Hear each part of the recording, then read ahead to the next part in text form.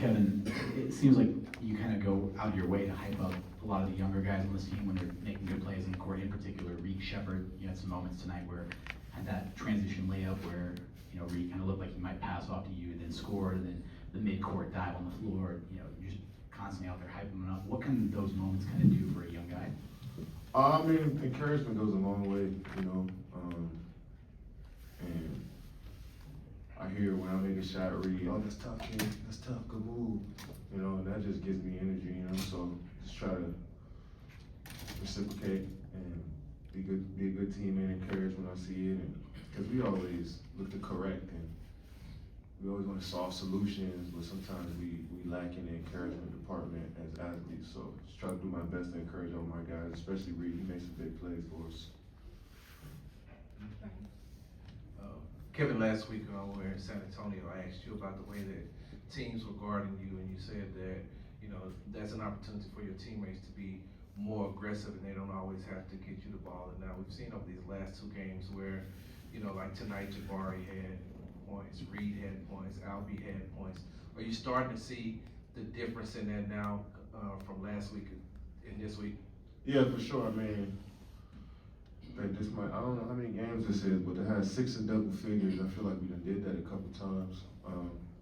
And to have 26 assists, 6 turnovers, like, it shows we're moving the basketball and playing through each other. So 19 shots, 16 shots, 13, 17 shots, 9 shots, all of the guys in the first unit, you know, that's a good mixture, distribution of shots right there. So, you know, and then later in the game, they loosen the defense up so I can get some shots off, you know. So it's a team effort if you want to score as many points as we did tonight. And we got to continue to rely on one another if we want to keep this up. A lot of people will look at the box score and they'll see the points that you all scored, but you talk about the way that the minutes that Steven Adams gave you and especially Josh and Kobe. Man, Josh was great. Started that third quarter, I think that was his energy that got us that 20-point lead. He came out there, hit 2 threes, got a steal. I think he scored all his points right there, maybe. So it was a great start of the quarter for us, and you know, you never know who's going to be that guy to step up and break the game open. So we always got to be ready for our opportunity. You guys are creeping toward the top of the league in those kind of secondary assists or hockey assists. Yeah. That was kind of a theme in previous stops as yours. Do you think this is an offense that's similar to some of your best stops in a way?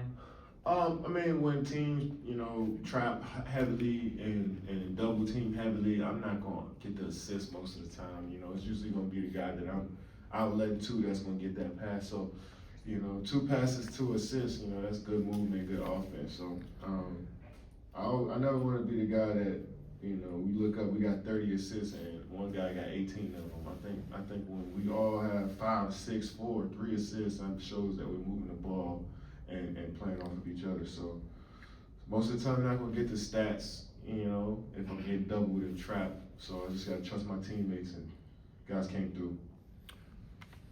When you have guys draped all over you and trying to get a hand in your face when you're shooting a jumper, do you even see them, or are you so focused on the basket that you don't even notice that they're there? I mean, it varies. I mean, sometimes I you know, when I lose focus, I look at my defender and look for a split second, then I look back at the rim and I miss, you know. So I just try to stay conscious of no matter what, keep my eyes on the rim, keep sticking my fundamentals, and not get too worried about 2 or 3 guys contesting. So it tests my focus for sure. But, you know, I try to stay conscious of just always staring at the rim. When you guys are constantly turning defense into offense, and you've got not just your guards, but Albie had 3 steals tonight, how much does that kind of help take some of the burden off of you to always, you know, get stuff going in half-court situations? Yeah, I mean, the great teams got multiple attacks. They can score in a half-court transition, offensive rebounding.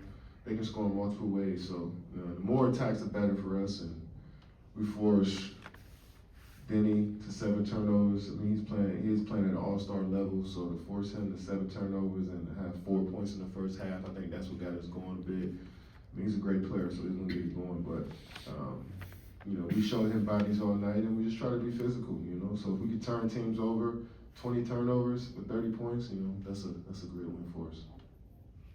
Kevin, it seems like more teams will go zone against you guys at some point, and there was a play where they had you at the nail, and you were able to find, I think it was Steven, for the cut. Why is putting you in that spot so effective to rely on your playmaking and your vision? Yeah, I mean, I just think that when you go zone,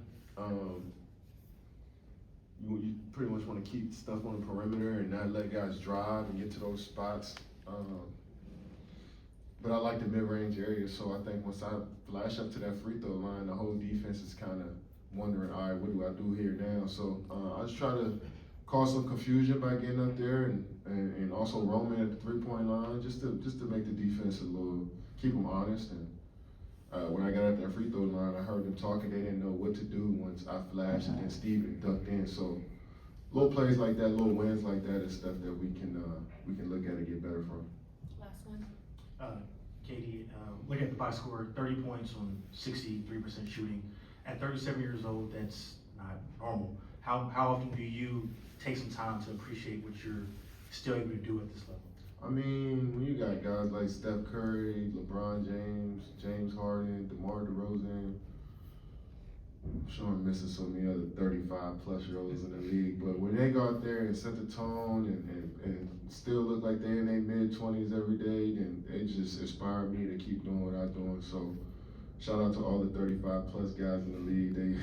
They definitely out there inspiring a lot of people. So I just want to be a part of that group and be aggressive and play my game, man. So shout out to all of those guys.